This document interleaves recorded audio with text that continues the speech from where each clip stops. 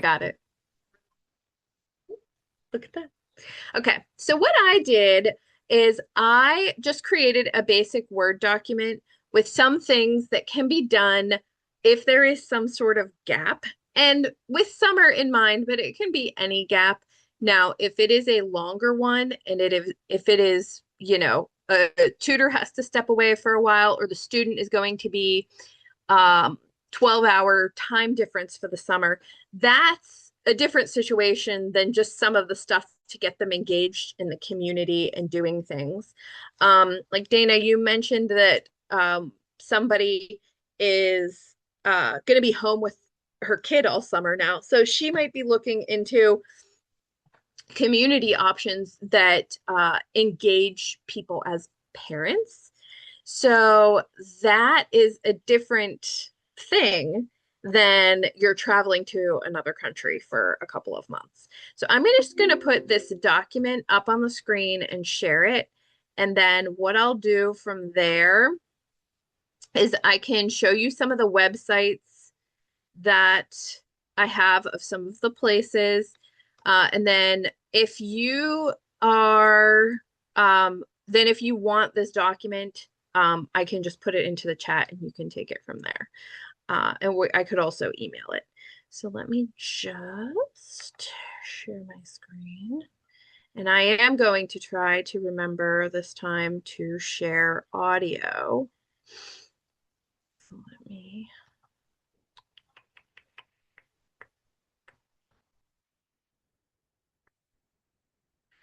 Dun, dun, dun, dun, dun. Okay. Okay. All right. Okay. Can everybody see this document? Okay. Thanks, Norman. I saw the actual physical thumbs up. So, as far as summer activities go, one thing that I thought about doing this summer, for just any students is having just some periodic drop in Zoom conversation groups here and there. And so that is something where it would count for their hours. Well, I don't know. It might count for their hours. I might be able to set something up where it could count for their hours. And it would just be maybe once a week for like an hour. But if you would have any students that just wanted to practice conversation, that would be something that is informal and would be on Zoom, probably in the daytime, but maybe after work hours, I would do some of them. So that's just something that I am thinking about doing that I think would be helpful.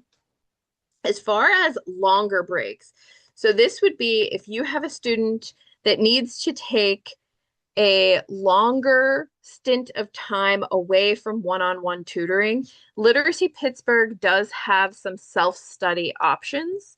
And we can take a little look at a little preview at some of those. And Lindsay, who is here, probably can speak a little bit to some of them as well. Um, so Ellie is one of the programs that we have started using for some student supplemental activities. But I do think that you could probably adapt some of them to doing something on your own. So let me see here. Let me find where I put that tab. Mm.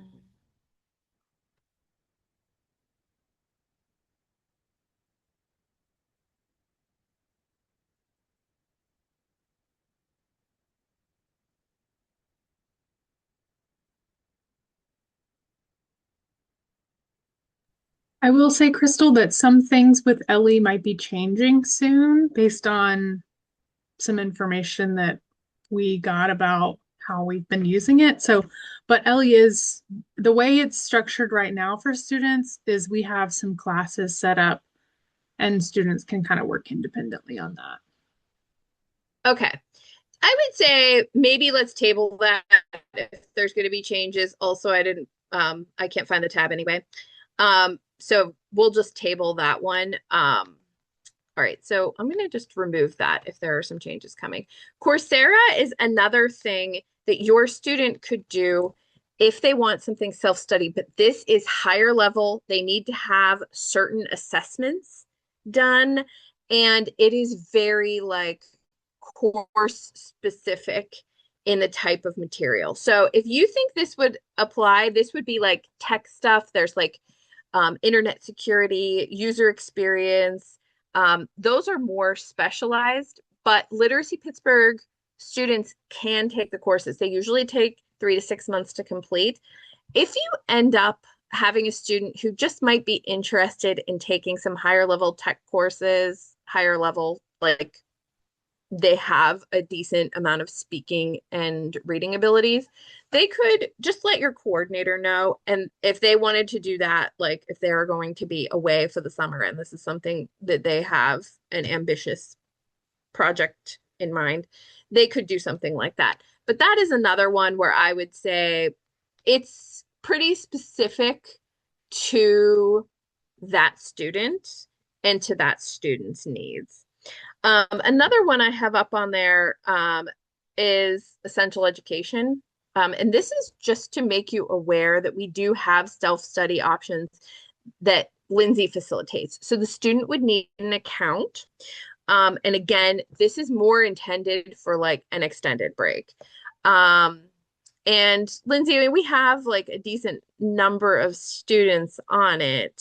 Yeah, I Um, can actually share what a student account looks like if anyone is interested.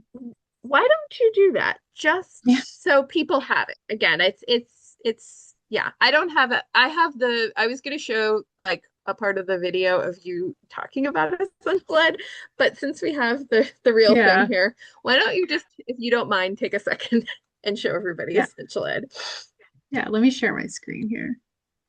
So, essential education is what we use for a lot of our students who are trying to work on getting their GED. This is what the login page looks like. If your student gets an account, I will create them an account. They can set their own password, and then this is what it will look like. When they first log in, it's going to ask them, are they studying at class or at school during a class? They'll want to choose no. By choosing no, that lets us still count those hours towards their enrollment in the program. Um, they can either, if they do have a GED goal, they'll likely be assigned GED Academy. If they are just trying to improve their reading and math skills for another reason, they will be given TABE Academy. Most students get GED Academy, so I'll just share that. Once your student is in here, it has all the subjects over here on the left. When they first log in, each subject will start with a practice test to kind of figure out their level, what they need to study, what they don't need to study. And then once they do take that practice test, again, each subject looks like this. There's different lessons that they can take. They have estimated like time that they're going to need to study for. So this example here is the student scoring pretty low in math. So it gives them, you'll probably need quite a lot of time to study. One other really great thing in terms of the GED is if your student has taken a GED Ready or the official practice test for the GED, they are given what's called a score report. We can then take that score report on our end and assign them specific assignments based on what they missed on questions they missed on the GED. And then those show up here. So they have the learning plan that they can do that's just based on that initial practice test they took of what they need to study. We can give them more specific tailored instruction based on GED score reports. And this is just a great way they can do this as much or as little as they want during a break. It's not as great on the phone, but it's also accessible on their cell phone. So if they're maybe on the bus or something, they can kind of learn while they're on the go a little bit. And also, honestly, you can still be matched with a tutor and do this. So maybe from a motivation standpoint, Norman, something like this, you said you have an ABE student, right? So I did have a few questions. I'd like to hear what you had to say, but my few questions about this were, uh, I, I, um, I think, and maybe Lindsay, I don't know. I talked to somebody at the last conference we had here just a couple weeks ago Hmm. about, and I asked about this essential education because my student mentioned it and I didn't know anything Hmm. about it. And I think she was assigned or given this, and I think she hadn't logged into it in a long time. And I think, Yeah. Okay. it expires. If you're not using it, you don't get to use it anymore. Hmm. And so, I don't know. Also, my other question was, so that's one point is that I think they expire. And that if she had it and she said she was doing some practicing, but then I found out that it expired, so she hadn't been using it, obviously. And and one other thing Norman, about I'm sorry. I'm gonna hold off on this just because whenever we get in, if we get into like too much specific stuff, I think we're gonna run out of time. I'm sorry. Um, no, no, no. I think that it's really valid to point all this out. As far as she can, so I think you and Lindsay and maybe your Yeah. coordinator can have a conversation offline. Just on the surface level, from a motivation standpoint, she can be reactivated. And even if it's like, hey, maybe you can do 30 minutes a week while you're commuting to work or on the bus, or hopefully not driving. But if there's something that you can do for just like 30 minutes a week, and then that might get her into like more of a habit as far as motivation goes. But we'll go through a couple other things, but those are all write down what you're thinking or put it somewhere, and then you and your coordinator and Lindsay, I think, should just talk about it in like a separate call. Okay. And Can I have uh, one other, without taking any more time, just the general thing everybody might be wondering about? If how would a tutor work with a student who's using this essential education? I mean, is there any interaction? I don't know where she is in it, and what would be. I don't know how my uh, as a tutor should interact with this essential education. That's all. And I'm done asking questions. I think essential education would probably be used for outside of instruction time. So things that they can do when they aren't able to meet with you is how we typically give that to tutors. And I'll also put my email in the chat. Yeah. Um, the next one I was going to talk about, Lindsay, is actually Khan Academy, which we also have an account for. And this has, I'll just share my screen, and I just did it on like an exploring type thing. Um, okay. And Lindsay put her email in the chat. So anybody can, she's our tutoring specialist. She is great and probably, came onto this not expecting me to put her on the spot quite as much as I have. But um, well, what can you say? When you're a good resource, sometimes you get picked on. Um, so the Khan Academy stuff, this is another thing that we have an account to.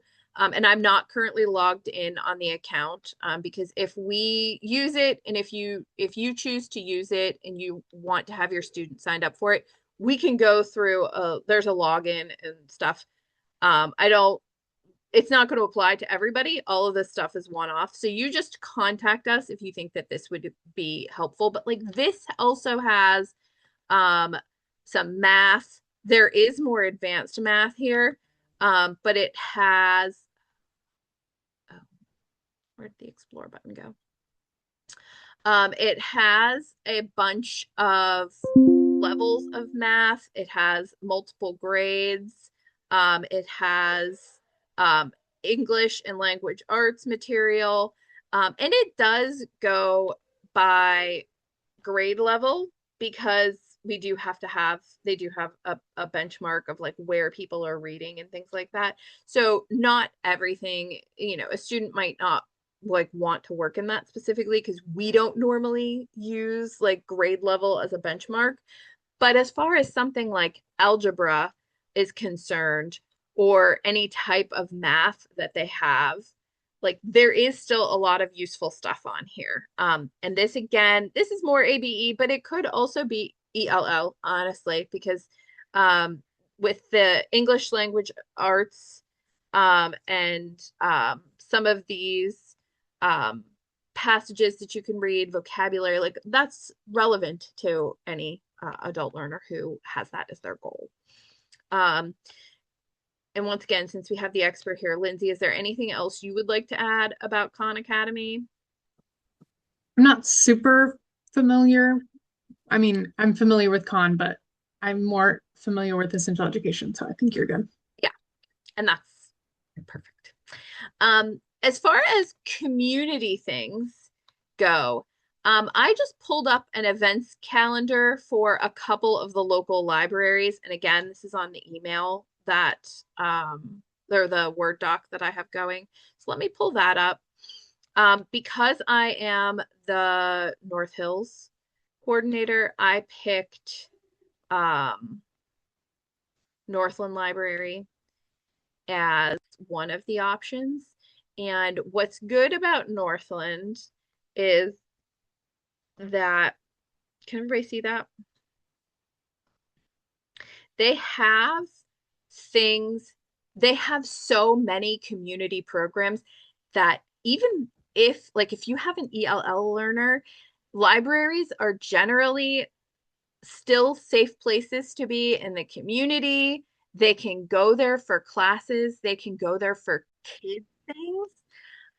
So there are a lot of things that you can do if you're stuck at home over the summer with children. If you can get to one of these local libraries, they have so many groups and activities and things like that that are accessible to everyone in the public. So if you look here, like for the month of June, there's just so much here. So there's a summer reading sign up for children and teens. And if an adult learner has kids and they want their kids to participate in a summer reading program, they can also help them with those books and reading those books. And that is something that will benefit them. It will help their English, it will help their reading, any of that kind of thing. You see here, they have cookbook clubs, which again, may not seem, oh, well, that's not, specifically an English class, but if you're looking to get out there in the community, and people who go to libraries are also usually nice people, and that's not universal, but if you go to a library club, there's a good chance that people aren't going to make you feel scared, if that makes sense. So there are a lot of children's programming on here. There's there's also, oh yeah, a caregiver support group, which again, it's just a good way to connect with people. It's a good way to any of these types of things. It's a good way to build community, to be speaking, to be practicing skills outside in the real world. And that will also help. It's not the same as instruction, but I think it was Sharon said, she has to take a couple of vacations this summer and her student is very motivated. Well, if her student is really motivated and might be interested in just trying out doing this, something like a cookbook club, like that's something where they would be in a safe place, they would be able to talk to people, they would be treated warmly, and it's something that is a good option for them.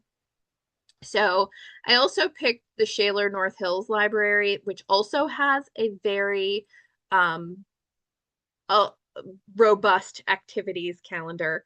And this is, I think I pulled up June. Let me check here. Yeah, so this is June. So they have a number of um, options for even just like if you see here, there's books, there's the kids book sale, which honestly I'm probably going to be there, so you will probably see me at that one as well if you are in the area. um Other children's activities, family things, there's games, there's story time, there's podcasting and crafts. And then the last one I picked is the Westview Hub, which is a community center and a library. And I just picked these three because they're in my area. and they have there's but any area, any library, you pull this up, you will find summer activities, summer things to do.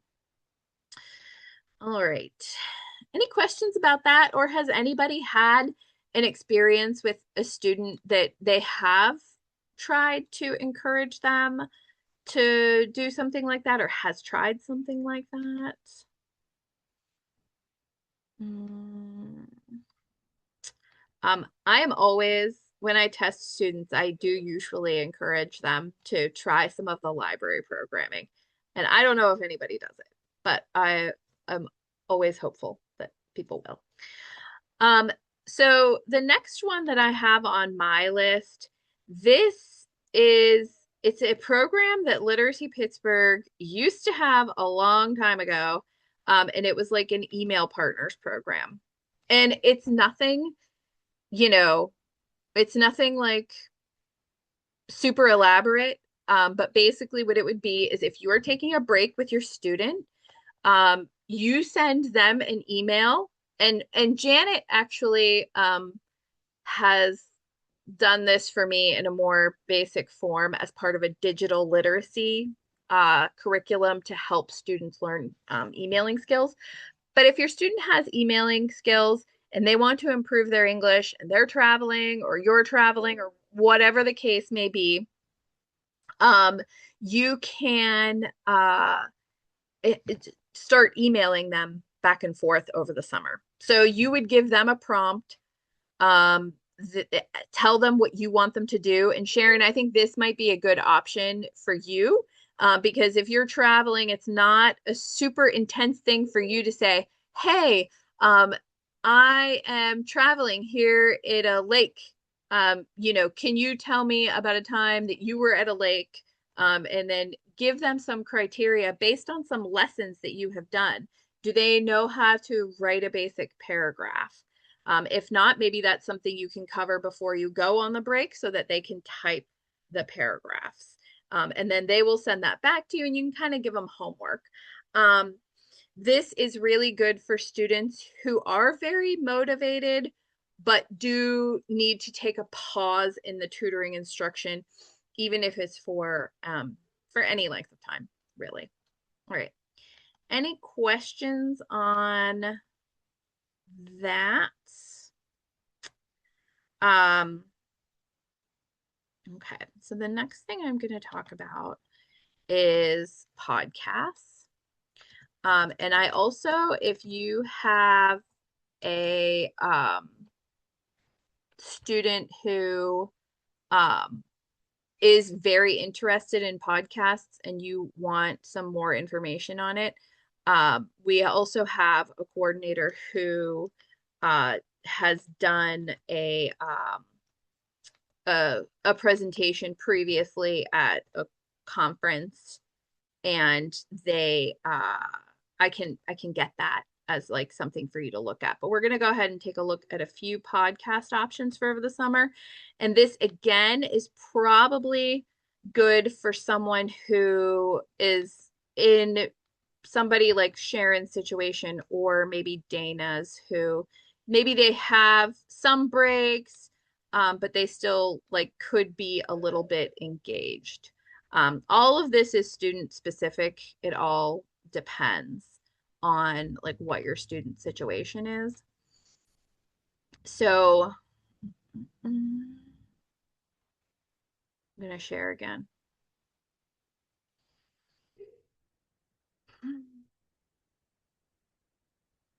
Okay, so the Duolingo podcast, and I believe you probably know of Duolingo from the app that they do that is a language learning app. So they also have a podcast, and one thing that is and students can sign up for Duolingo as the podcast or as the app itself, but podcasts give you something that's a little bit more in depth. It gives you a chance to develop listening skills a little bit better. Um, and it's just a little bit more involved. The app is a little bit more like a game. So if that's something that they're interested in, that's fine. I mean, a lot of people do use Duolingo, but it would be more like picking up vocabulary and things like that. I'm going to just pick um, one of the categories. So you can see here, um, they have uh, various episodes that talk about accents. They're all different lengths. There's just a lot in general of different content on here. I think I may have picked, yeah, I picked English for Spanish speakers. There's also English for Portuguese, and then they don't like it's you can use it if there's other languages, but it is kind of geared more toward these ones. Um, Another podcast option that we have is Voices of America. And that has a lot of different topics. And it is a learning English app. So this would have a various levels to it and might be something that is a little easier for students to cater to themselves. There is also, as you can see, a US history tab on here. Um, but you can have them. One thing that could be helpful is as you are getting ready to wind down for the summer, which will probably happen before the kids get out of school, or if they're getting ready to travel, is maybe take a look at some of these with them and see if there's any that they're interested in. Because if there's one that they're interested in, you don't have to do, you can do a full lesson on something like this, but it is something where you can prepare them to do some of this a little bit more on their own. It's not, again, it's not as, you don't gain as much from just listening to a podcast without a lesson surrounding it. But if, again, if your student is motivated, they want to work on this over the summer, like none of this is going to hurt. And as you know, if you have ever studied a language yourself, if you are just hearing it all the time, and you kind of you immerse yourself, even if you're too nervous to speak, the listening to it all the time does help. And these are um, geared toward people who are students, like they are learning something.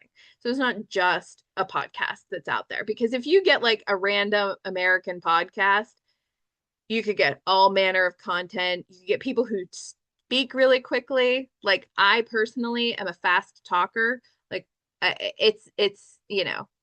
feel bad that if I ever like did something like a podcast, my natural rate of speech is just much more rapid than some of these things would be, because they are geared toward students and geared toward education. Okay, I'm going to stop for a second. The other three that I have are Leonardo English, which I'll pull up here in a minute, and then StoryCorps and This American Life. And not all of these are appropriate for all levels. Here,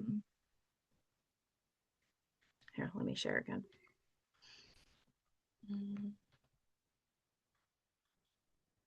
So if you look, this is something, again, Leonardo English is a good podcast for them to do, especially on their own, because it's geared toward learning. And it's not just a random podcast, but this has English podcasts with subtitles, interactive transcripts, and key vocabulary. So maybe they can do this even a little bit more on their own than some of the other ones. And you can always help prepare them for this in advance. You can always take some of these things, make activities from them, et cetera, et cetera. So if you look here, English Learning for Curious Minds. So they have various different uh, contents and various different categories. Um, Even just to pick something like, well, you have to join for some of these. But even like an interesting topic, like I don't know what the bias on this one is, but AI is a relevant subject nowadays and something that we all have to learn how to navigate. So even if like you listen to this and you think like, is this something that, it would be helpful if my student listened to it? Like you could listen to these two and then kind of preview them. And obviously they can pick whichever ones they want, but um, this this one is okay. Well, that one's member only, which I didn't think it was. But do we might have a membership to this. I can't remember honestly. Um, if you are um looking at podcast options and you think that this might be one that you would benefit from, you can let me know and I can also help like specifically navigate ones that you're thinking about. StoryCorps is not one that is a podcast for um, specifically for ELL learners. You may have heard of this yourself. It has programs that like very short listening programs where you can see here they're like 2 minutes, 3 minutes, and a lot of it is just one person talking to another, one American person or one person in America talking to another person in America and about a topic. Um, so this is something where it's very digestible because it's in small portions. Um, and so they could listen to this. And even if you're doing like a combo with the email partners thing, you could send them a link and say, here, listen to this. Let me know what you think about it. And then like have a conversation over email about it. I will say this is not going to work for beginner ELL. This is more intermediate and higher.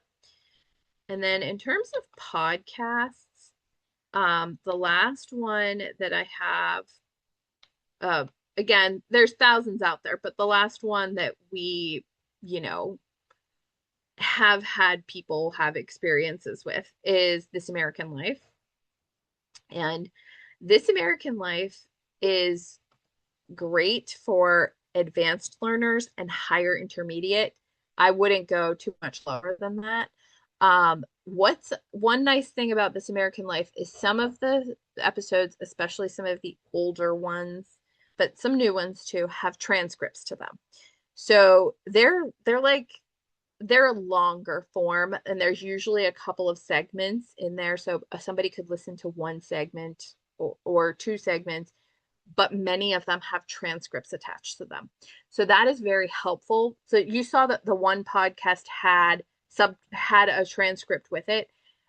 This one is longer form and also has that transcript. So I do think these are very helpful and they're honestly just interesting. Um, they're interesting stories about um, This American Life in various categories, and um, it goes back oof, a long time. This is an old podcast that was around before podcasts were podcasts. So there is categories of staff recommendations. And so if you go into like award winners, these are some of their better known ones. Some of them have videos attached, staff recommendations.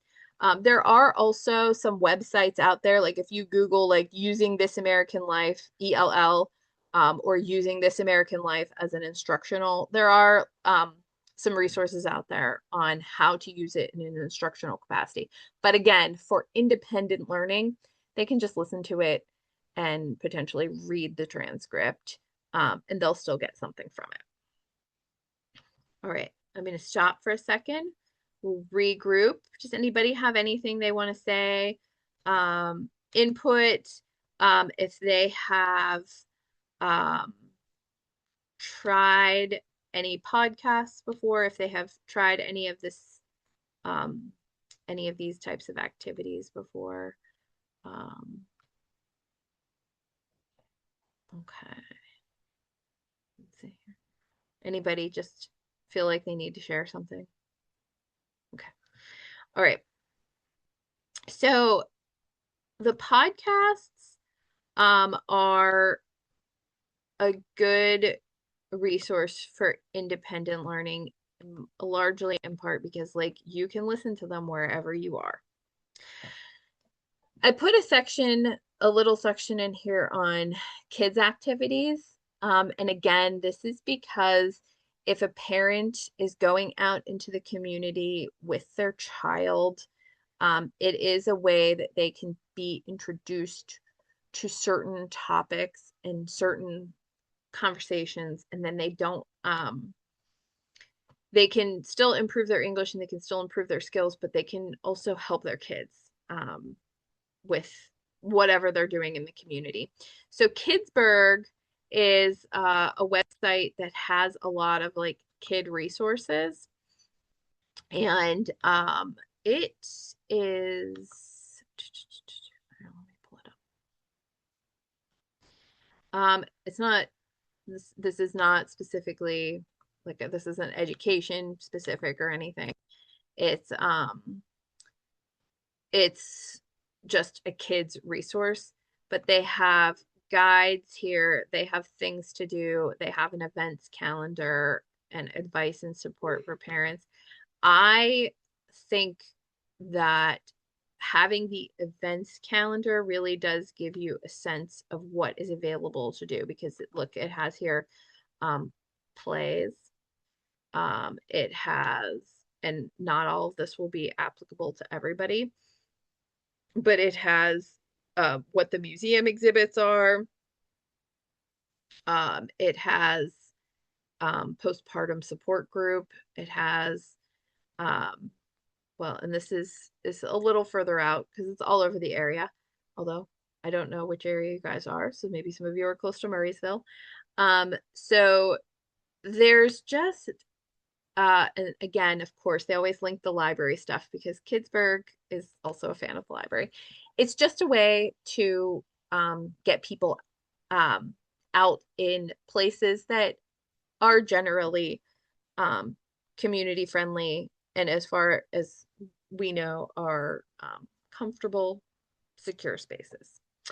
So Kidsburg is a good one uh, for those kinds of resources and students who get out there and who are like taking those risks and going a little bit outside their comfort zone. Sometimes doing that with your kid is like a good way to make it feel a little bit less intimidating.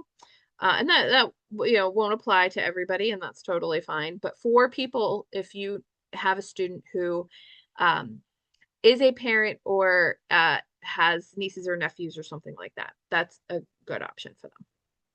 There's also the option of, again, for parents, having their child sign up for the summer reading programs.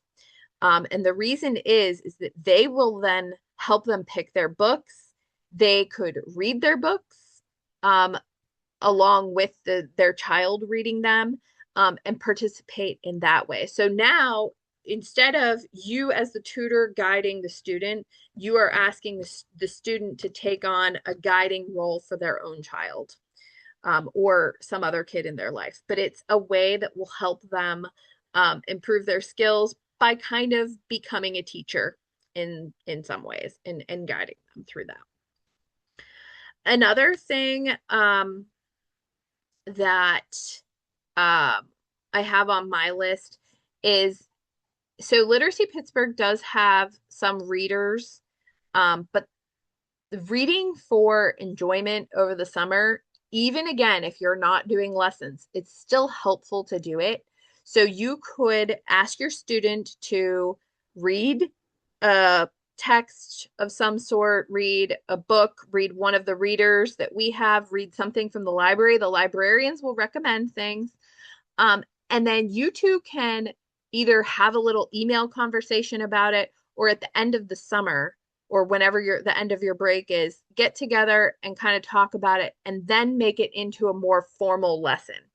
So if they are doing some reading for enjoyment over the summer, that's a novel, you guys can come together and then you could do it as a lesson in the fall or later in the summer as an option. And then the last thing that I have for an interactive game, for an interactive one, is sometimes there are word games that you can play on your phone with somebody. And I used to play like Words with Friends all the time. Now I play Crossplay. And those might be too difficult for some students, but some games like that, they have them, and all you have to do is like search games you can play with people, and you can download apps, and then like you can play Scrabble back and forth, or you can play like something like that. And again, it's not super high engagement. They're not going to gain tons from it, but they'll get something out of it. And this reminds me that I do need to do my Wordle for today because I have not yet done it. So that is most of the stuff that I have. And like I said, I can send out like a Word doc with all the stuff on it if people are interested. You can also come to me with questions or anything if you have questions. Lindsay, did you want to say anything about either Common Lit or ReadWorks? If you are, I don't know how much you work with those. Um, ReadWorks is just passages that you all can look at. I was going to maybe say News for You Online might be helpful. I don't know if that is necessarily can do a break, but I'll also mention that the podcast video that Crystal was talking about, I did put that in the chat that goes more in depth from our South Coast coordinator, Miranda, who did a Yeah. presentation on podcasting. Yeah, and I have ReadWorks here just so you can take a look at it. If you are interested in at least looking at it, because what you can do is, again, like this stuff, obviously everything is better if there's a lesson plan and someone tutoring you, but if you have like a reading passage, you can still like read a reading passage and come back to it later and revisit it later. But so yeah, I did pull up um just so you can look at ReadWorks. And we have a login for this if you want to explore it in more detail. But there's something like article a day. And so 10 minutes a day. They could spend 10 minutes a day reading something, assuming that they're at the appropriate level. And then Common Lit is also something that we have an account for. And there's a lot of um, it's a lot of, you know, different content. Um, but if you look here, like here's a little piece about Cinco de Mayo, and you can, you know, like if you have something like this, you could always just send it to them if they're looking for stuff to read.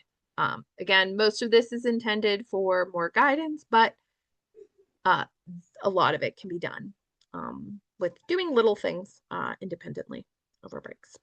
Okay. Any questions, comments, anything else? Anything that you want to share with the group that has been useful for you in the past? No? Okay. I'm going to go ahead and stop the recording.